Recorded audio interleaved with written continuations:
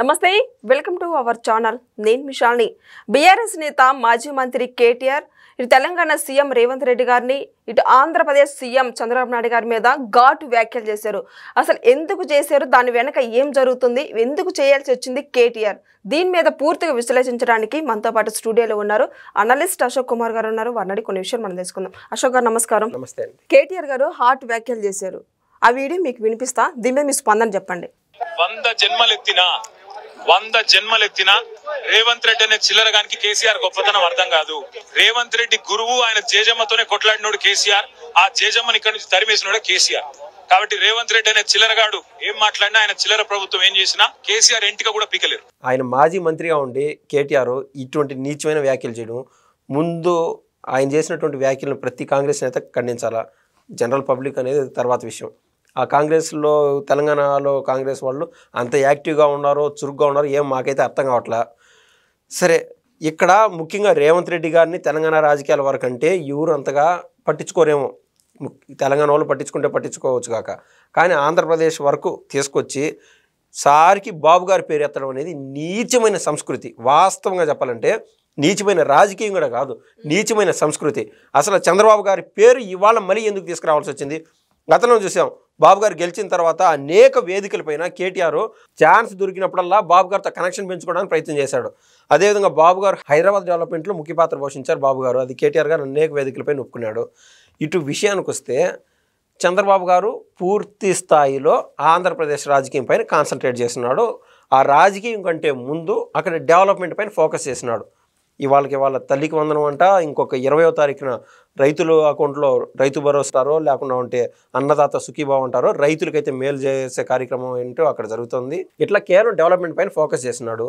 అటు fee reimbursement programme పైన అంటే పిల్లలు ఏదైతే ఇబ్బందులు పడినారో గత ప్రభుత్వంలో అవన్నీ ఫోకస్ చేసి వాటి యొక్క బకాయిలు ఏవైతే ఉన్నాయో క్లియర్ చేసుకుంటూ అటు ఐటీ మినిస్టర్ కావచ్చు, ఇటు విశాఖ మినిస్టర్ అయినటువంటి పవన్ కళ్యాణ్ గారు కావచ్చు, ఇటు చీఫ్ మినిస్టర్ అయినటువంటి నారా చంద్రబాబు నాయుడు గారు కావచ్చు, రాజకీయం కంటే ముందు డెవలప్మెంట్ పైన ఫోకస్ చేస్తున్నాడు. ఇది సపరేట్ చాప్టర్. ఇక్కడ తెలంగాణ రాజకీయానికి వచ్చే వరకు ఎక్కడైనా అసలు తెలంగాణలో ఉన్నటువంటి టీడీపీ వారు ఎన్ని వేదికలపైన లేకుంటే మొన్న మహానాడు కూడా వచ్చి, సార్ తెలంగాణలో మీరు రండి సార్, తెలంగాణ పైన ఫోకస్ చేయండి, ఇక్కడ టీడీపీ కార్యకర్తలు మనసు చంపుకొని ఆ కాంగ్రెస్కో లేకుంటే ఏ బీఆర్ఎస్కో బీజేపీకో ఓటు వేయలేక చాలామంది నలిగిపోతున్నారు. ఓడినా గెలిచినా కూడా మీరు ఇక్కడ పార్టీని యాక్టివ్లో పెట్టండి, ఆ బీఫామ్లు ఇవ్వండి, లేకుంటే సర్పంచో ఎంపీటీసీయో లేదంటే జెడ్పీటీసీయో వీటన్నిటికీ పోటీ చేసే విధంగా టీడీపీ క్యాడర్ని సమాయత్తం చేయండి, మీరు రండి సార్ అని చెప్పి తెలంగాణ రాష్ట్ర ప్రజలు కోరుకుంటున్నారు. ముఖ్యంగా టీడీపీ క్యాడరు ఇక్కడ బాబు గారికి టైం లేక వెళ్ళట్ల. ఇది ఇలా ఉంటే చంద్రబాబు గారిని అదే పనిగా తీసుకొచ్చే ప్రయత్నం చేస్తూ ఉన్నాడు కేటీఆర్. అసలు తీసుకురావాల్సినంత ఆవశ్యకత ఏమొచ్చింది? ఇప్పుడు చంద్రబాబు గారు బీజేపీకి చాలా దగ్గర, అంటే కూటమి ప్రభుత్వంలో ఉన్నారు. ఇక్కడ అక్కడ ఈవెన్ కేటీఆర్ గారు అన్నటువంటి మాటల్లో ఢిల్లీలో ఎక్కడ చూసినా కూడా చంద్రబాబు గారి పోస్టర్లే కనిపిస్తున్నాయని చెప్తున్నాడు కేటీఆర్ గారు. అంటే ఆయన నిజం ఒప్పుకున్నట్టే కదా, ఢిల్లీ స్థాయిలో చక్రం తిప్పుతున్నాడు బాబు గారిని. ఆయన ఏమన్నాడంటే, ఇది వరకు జగన్మోహన్ రెడ్డి గారు ఇక్కడ ఫుల్ యాక్టివ్గా ఉన్నాడు, 151 మంది ఎమ్మెల్యేలు గెలిచినారు, ఇంకా చంద్రబాబు గారి అయిపోయింది, ఆయన భవిష్యత్తు అయిపోయింది, ఆయన రాజకీయ చరిత్ర లేదని చెప్పి ఆయనే వ్యాఖ్యానించాడు. వికటాటహాసంగా అటు జగన్మోహన్ రెడ్డి గారి సావాసం అనుకోండి, ఎట్టైనా అనుకోండి, తక్కువ చేసి చూపించే ప్రయత్నం చేశారు. కానీ బాబు గారు నిజంగానే ఢిల్లీలో చక్రం తిప్పుతున్నారు బాబు గారు. అది అందరూ ఒప్పుకోవాల్సిన విషయం. ఇప్పుడు శిష్యుడు రేవంత్ రెడ్డి ఆయన చెప్పే ప్రకారం, గురువు అంటే జేజమ్మ అనుకోండి, గురువు అనుకోండి చంద్రబాబు గారు, వీళ్ళిద్దరిని ఫోకస్ చేసి నువ్వు కాదు కదా నీ గురువునే తరివేశారు అని చెప్తున్నాడు కేటీఆర్. ఆ మాట అనాల్సినంత అవసరమే ఉండదండి. అసలు కాన్సన్ట్రేట్ చేశారు. అసలు బీఆర్ఎస్లో అప్పుడు 2014లో చంద్రబాబు గారు ఇక్కడ పోటీ చేసి గెలిచినప్పుడు 17 మంది ఎమ్మెల్యేలు గెలిచారు. ఆ 17 సీట్లలో మొత్తం దాదాపు ఒకరో ఇద్దరో తప్ప మినహా 15 మందిని తీసేసుకొని బీఆర్ఎస్లో కలుపుకున్నారు. టీడీపీ పార్టీ లేకుండా చేద్దాం ప్రయత్నం చేశారు. అంటే TDP floor leader ఎర్రబల్ Dayakar Rao అంట, వీళ్ళందరూ ఆ బీఆర్ఎస్లోకి వెళ్ళిపోయి ఆ టైంలో ఉండి ఆ 17 మంది ఎమ్మెల్యేలు, ఒకరు మాల, ఒకరు కమ్మ, ఒకరు బీసీ, ఒకరు బీసీలోనే యాదవ్, ఒకరు ఎస్టీ, ఒకరు రెడ్డీసు, ప్రతి కులస్తులు ఈ 17 మందిలో మిక్స్డ్ ఫ్లేవర్ 17 మంది ఎమ్మెల్యేలు ఉంటే, అంటే తెలంగాణలోనే పుట్టింది ఈ టీడీపీ పార్టీ. సరేలే, రాజకీయంగా ఎమోషన్ తెలంగాణ ఆంధ్ర అని రాజకీయంగా విడదీశారు. అప్పుడు 2 నాలుకల ధోరణి అన్నారు, 2 కళ్ళ ధోరణి అన్నారు. సరే, ఆంధ్ర రాష్ట్రానికి ముఖ్యంగా బాబు గారి అవసరం ఎంతైనా ఉంది అక్కడ, ఎందుకంటే గతంలో ఒక సైకో పరిపాలించాడు. ఇప్పుడు వెంటిలేటర్ పైన ఉన్నటువంటి కోమాలో ఉన్నటువంటి ఆంధ్ర రాష్ట్రాన్ని వెంటిలేటర్ పైకి తీసుకొచ్చి ఇప్పుడు ఊపిరి తీసుకొని ఆక్సిజన్ తీసుకొని బయటకు నడిచే విధంగా బాబు గారు ప్రయత్నం చేస్తూ ఉన్నారు. ఆయన ఫుల్ బిజీలో ఉన్నాడు. ఇప్పుడు కేటీఆర్ ఏదైతే వ్యాఖ్యలు చేసినాడో ఖచ్చితంగా శాపంగా మారుతుంది. ఎందుకంటే మీరు చెప్పినట్టు రేవంత్ రెడ్డి గారు బాబు గారి శిష్యుడు, అటు కాంగ్రెస్తో పెట్టుకునే ఇబ్బందే.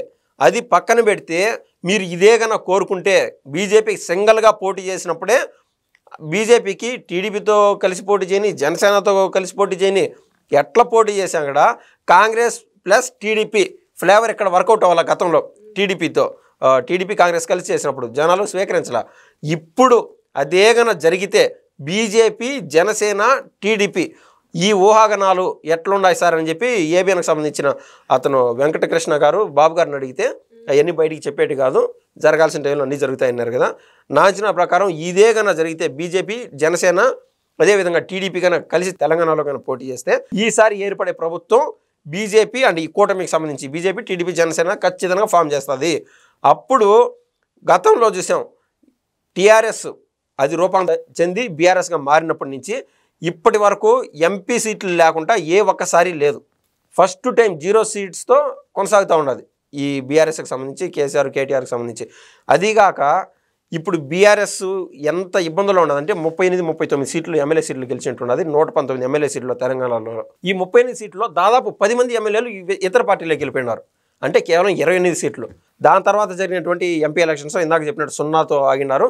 ఇది మొదలు వాళ్ళు పూర్తి స్థాయి కేసులు ఇరుక్కున్నారు. అటు తండ్రి కేసీఆర్ గారు మొన్నటికి మొన్న సీఎం స్థానంలో ఉండి కూడా, అంటే గతంలో సీఎంగా పనిచేసి 2 పర్యాయాలు పనిచేసి కూడా ఒక విచారణ హాజరైనాడు. ఏది కాళేశ్వరం ఏదైతే కూలిపోయిందో, ఒక మేడిగడ్డ మేడిపొండు అన్నారు కదా రేవంత్ రెడ్డి గారు.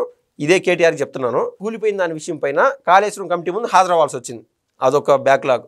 తర్వాత వాళ్ళ బిడ్డ కవిత ఢిల్లీ లిక్కర్ స్కామ్లో ఓచలు లెక్క పెట్టి వచ్చింది. తర్వాత కేటీఆర్ ఫార్ములా 1 రేస్ కంపెనీ దానికి ఏదైతే ఉందో దానికి సంబంధించి కూడా జైలుకు పోయే పరిస్థితి అతి త్వరలో కూడా ఉన్నది. ప్రతి ఒక్కరూ ఈ కేసులో ఇరుక్కొనే ఉన్నారు. దీన్ని ఎట్ట తప్పించుకోవాలంటే కేవలం బాబు గారిని బూచిగా చూపిస్తే మళ్ళీ బీఆర్ఎస్ అనేది మీరు ఎన్నిసార్లు ఎన్ని ప్రయత్నాలు చేసినా కూడా బీఆర్ఎస్ని టీఆర్ఎస్గా మార్చుకుంటే కనీసము 20% సీట్లు కూడా గెలిచరని నేనైతే నమ్ముతున్నాను. బీఆర్ఎస్గా మార్చినప్పుడే దాని కథ అయిపోయింది. ఇప్పుడు బాబు గారితో పెట్టుకున్నారు.